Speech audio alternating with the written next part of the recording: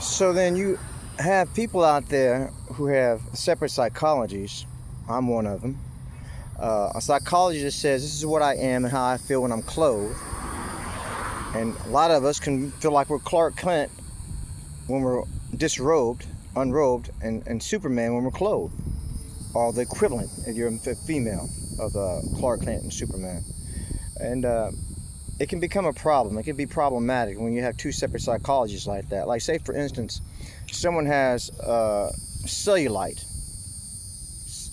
and now they clothe themselves up, and now you can't see, but they have the cellulite going on. So they walk around with the psychology in their mind that they know they have the cellulite, and yet they don't know.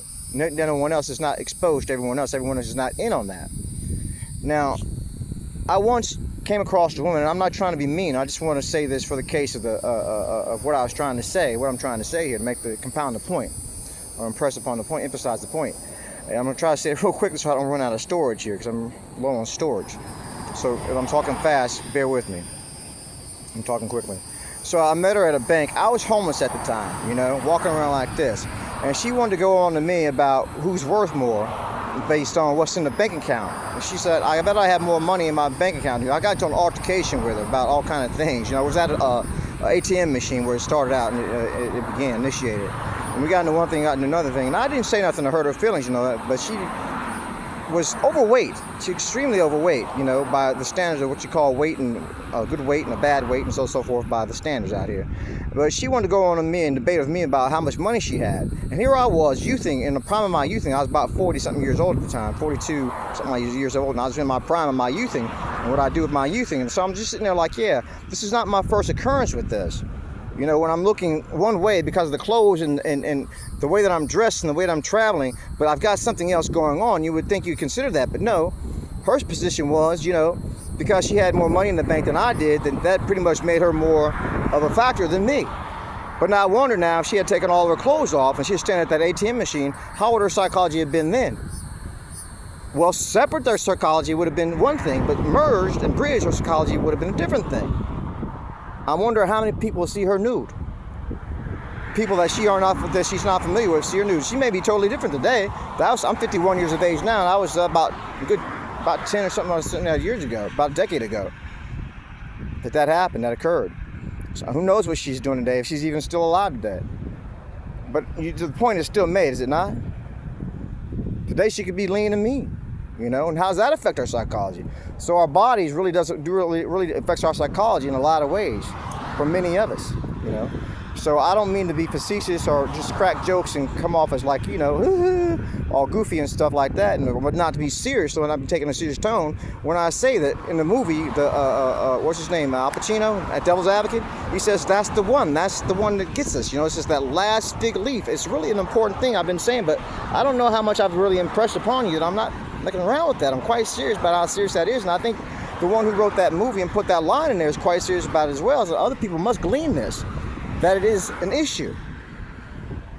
We are so different and so foreign from everything else in nature. We're so unnatural, like that butterfly over there. What's the difference between a butterfly and a caterpillar? A lot of people can put on their clothes and all of a sudden, bam, instant butterflies.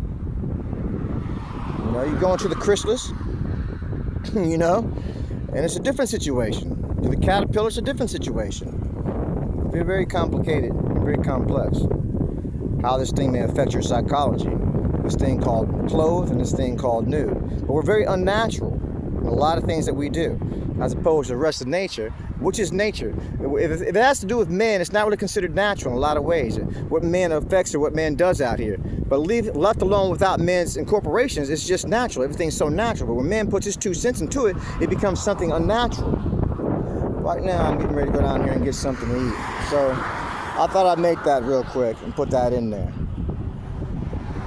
And I have a lot to learn, so I'm going to put that little Yoda skit in here as well. A little Yoda scene in there when he says to Luke Skywalker, much to learn you have. After that whole fiasco, a little episode they have the flashlight in the Dagobah system. Because this is long overdue for me. I need to merge my psychologies here. My psychology is saying, and I'm not nude. I'm not totally nude, I'd rather be totally nude, I think it works for my psychology a lot better than these right here, to tell you the truth. for a lot of reasons, because this is still not honest. That conceals quite a bit. Anyhow, maybe I'll find some better ones.